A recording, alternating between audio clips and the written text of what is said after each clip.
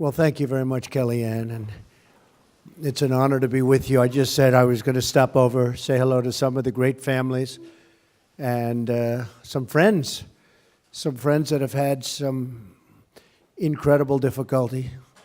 I know what you're going through. Melania's here someplace. Where is our First Lady? Where is she? Where's Melania? Hello, darling. So she feels so strongly about it. Kellyanne feels so strongly about it. And I do. And a friend of mine, Steve Witkoff, who's a great developer in New York City. Stand up, Steve. I didn't know you were going to be here. Steve had some big difficulty he went through. Steve, come on up here. Steve has been one of my great friends over the years, tremendously successful man.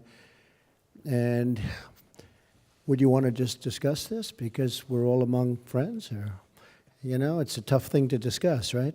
But I was there when he was going through something with a very special boy, right? Go ahead, Steve. I remember the hug you gave me when I felt all was lost. I listened to Eric's story. I lost my son in 2011, and he didn't buy drugs on the dark net. He bought drugs on the internet, a website owned by 3 of the largest U.S. corporations in the country today. So it's not just the dark net, but he was a great kid, and he detoxed the first night with me. So he was my special child. So if I lost him, I always felt like hopeless before you were elected. And I've never lobbied my friend about anything. I've just supported you because I so believe in you. But if my son knew that you were going to take up this battle, oh my gosh, he must be upstairs applauding every single day. So I am so grateful. Thank you. Thank you, Steve. You take it away.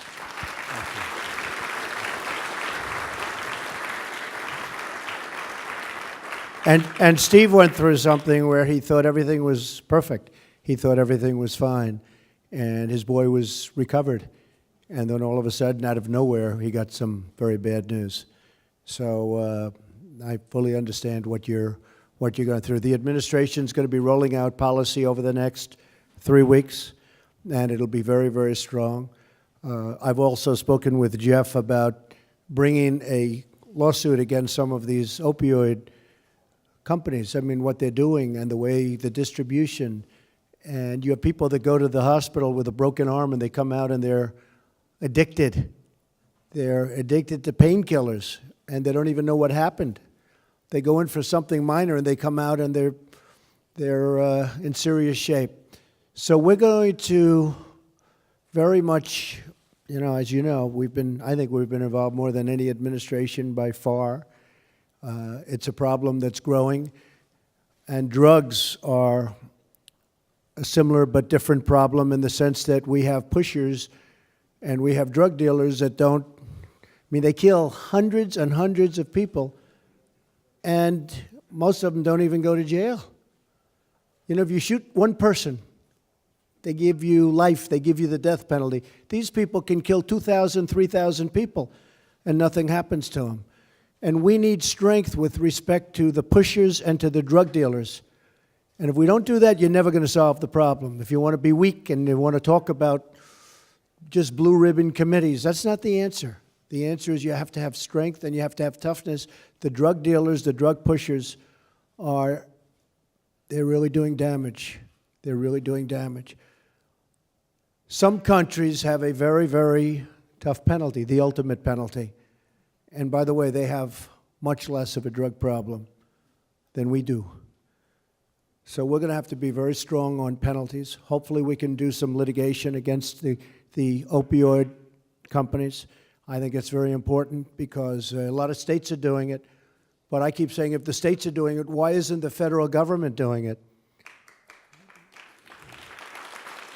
So that'll happen.